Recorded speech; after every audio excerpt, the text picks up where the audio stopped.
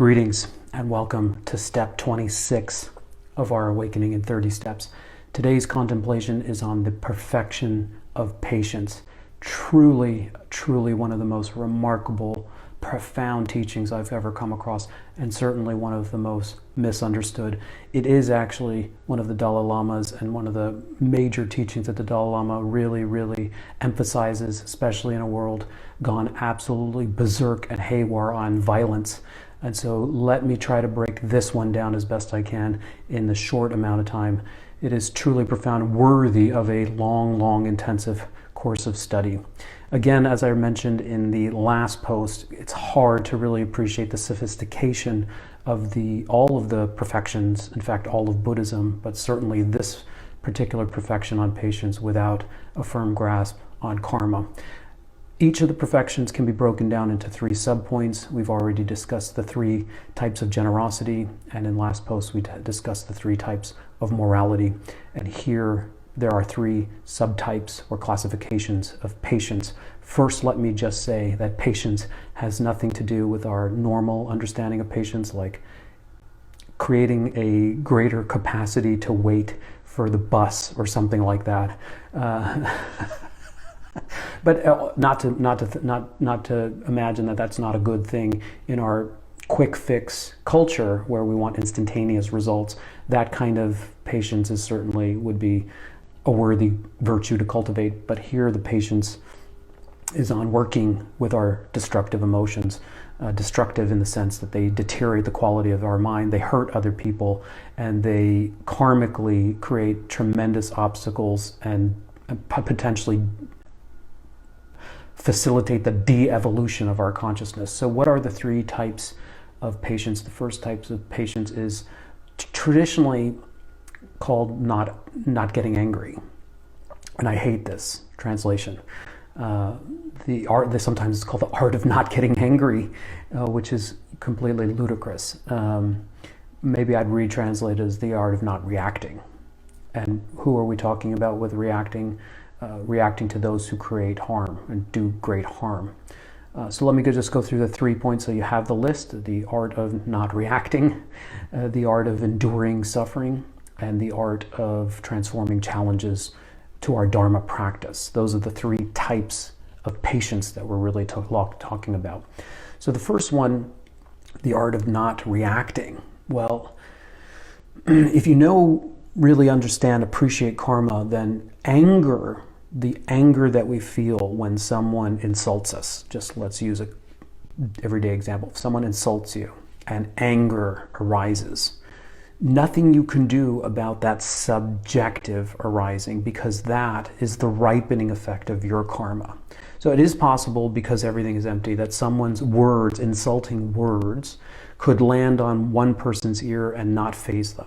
And it is true that those same words could land on somebody else's ear and absolutely disturb their mind and make them feel less than and unworthy and hurt and whatever, or it can inspire anger. So that subjective rising is the ripening effect of past karma. It's only because of past associations and things that we have thought, said, and done that anger will arise. And there's, in a way, karmically speaking, there's nothing you can do about the ripening effect. But there is something we can do through training, mindfulness, tolerance, and development of patience, is not react. And here, the karma teaching is so powerful because it's showing you what we feel as a result of what people say, think, and do to us is the consequence of the things that we have thought, said, and done in our past. Now, not the unkind words that come, not the insults that come. That's not our karma. Someone launches an insult at you, somebody hits you, somebody steals from you. That's their karma. How you feel about it and what happens inside of you as a result in the immediate moment, nothing you can do about that. I cannot stop feeling angry if you launch an attack on me, but I can work with my reaction. I can start to see a couple of things from a karmic perspective. I can start to see that the unkind things that people do to me is a result of their karma. And since we are in the realm of the bodhisattva activity, I can then also have compassion, which we've already talked about in terms of what Christ said. Don't judge the person, judge the action. So that's a kind of compassion teaching. It understands what's happening to us from the other side as a result of their karma. Then it also turns the karmic perspective or view on oneself and starts to see that the ripening effect is a result of our past karma. And it provides enough space and enough buffer and enough opportunity to resist the urge of retaliation, which again, from a karmic perspective, would be trading dislike for dislike or harm for harm. And in that way, the cycle goes around and around and around. As Gandhi said, an eye for an eye makes the whole world go blind. And so from the point of view of the first training of patience, the art of not reacting is not suppressing your anger. That's where I think a lot of the teachings get very misleading. It's not suggesting, from my point of view, especially as a therapist, to suppress your anger. It's to work with your anger. First, to understand why people hurt us. Second, to understand why we feel hurt. To create space for our hurt feelings and some recognition about the stories and the backlog of the things that we have harbored in the past. And then to disrupt the cycle of action and reaction by finding a creative outlet. And there's a beautiful little funny story, if I have time to tell you, about one time we were in Bodhnath Stupa in Nepal with Geshe Tenzin Zopa, and it was the summit of our pilgrimage, and we were all dressed in white surrounding the great Bodhnath wish-fulfilling gem stupa, about to take our bodhisattva vows, and we had circumambulated and done all kinds of prayers, and the ceremony was building and building and building, and Geshe Tenzin Zopa was going to finally found a little niche in the shade to give us the evolutionary ceremony of bestowing the bodhisattva vow, the vision of being an altruist forevermore in your lifetimes to rescue other beings by way of your own awakening process. And here he was giving the translation, giving the ceremony, and we were all in the flow, and then suddenly this temple guard started jabbing her staff, saying, "You've got to move on, no sitting, no sitting, no sitting." And I was like, what? Are you kidding me? I was furious. How dare she interrupt our ceremony? A little window into my madness and a little window into my karma. Entitled and victimized karma. And what did Geshe Tenzin Zopa do? He flowed with it. He made it into a story. He was laughing and giggling at her and saying, I remember at one point he said, oh, she's teaching me patience. And he was laughing.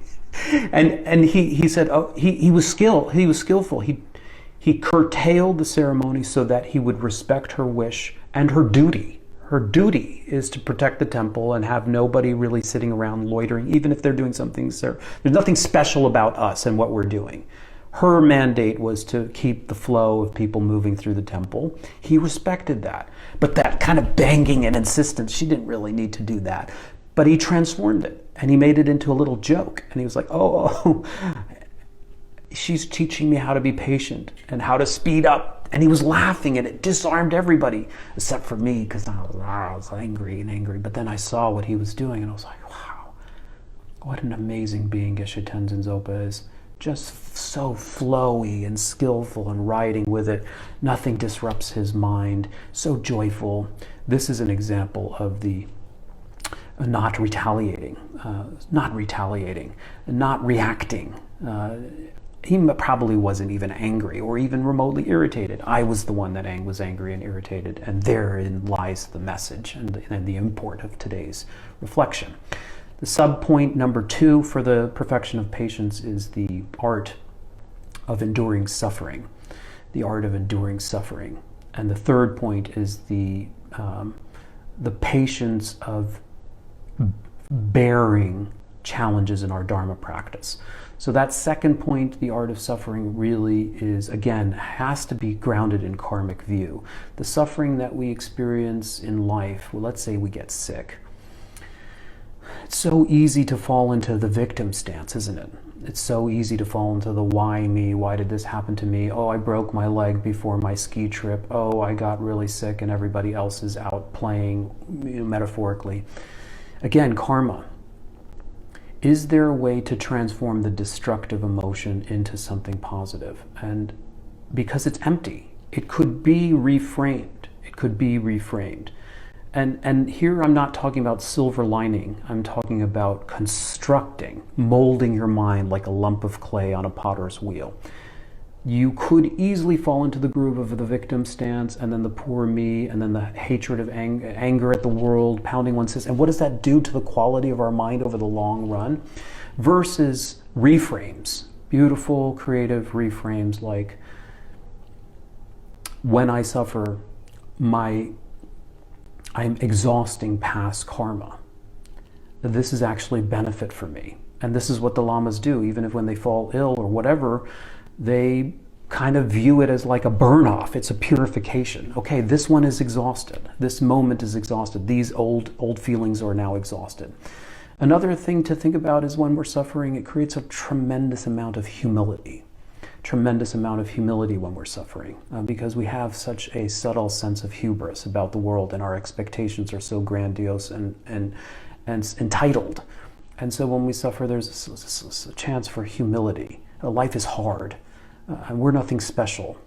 And then there is, of course, from the Buddhist point of view, the greatest reframe of our own suffering is that it deepens our compassion. You look back on the times in your life where you were really struggling, and in the moment you were barreled down on yourself, but think back now. Think back now. Without that, what would you have not turned into? How would it have not opened your heart, deepened your sensitivity? So that's the second point, is not to be consumed with a victim stance and anger and resentment at the world, but then to try to use it constructively. How can we use inevitable suffering that's going to rear its head on our path constructively for the development of our mind? When it's going well, great, rejoice. When it's not going well, great, purify, reframe, develop yourself. Amazing philosophy. Lastly, and just by extension, our Dharma practice. We need to also have tremendous patience with our Dharma practice, especially in the Instagram world of quick fix, get it now. Everything is a message.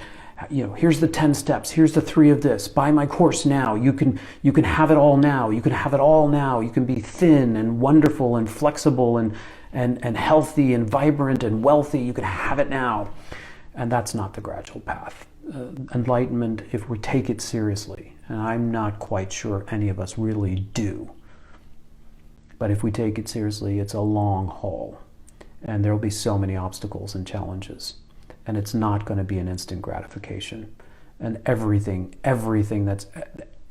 that could come up will come up to prevent us. Just like in the image of the Buddha on his night or evening before his enlightenment, the onslaught of Mara. In our Dharma practice, you're trying to do good, you're trying to perfect your mind, you're trying to be compassionate, you're trying to be kind, and people just shit on you, and it doesn't work out, and your meditation is not working. The other day I got angry, even though I'm trying to develop myself and do this work seriously. Take a deep breath. Take a deep breath and develop some self-compassion and develop some perspective that it takes time, And don't blame ourselves. Don't judge ourselves. This is the hardest work imaginable for a human being, to evolve towards a state of complete enlightenment. So there are the 3 types of patience. The patience of not reacting out of anger and aggression and violence, but to work with the anger. The second one is the endurance of suffering, the ability to constructively use suffering to our advantage, and the humility and the humbleness of having patience and endurance and forbearance in the challenges, the specific challenges of our Dharma practice. All of this the universe has provided for our growth, not to stop us, but to help us grow. Step 26 of the Awakening in 30 Steps. All best wishes.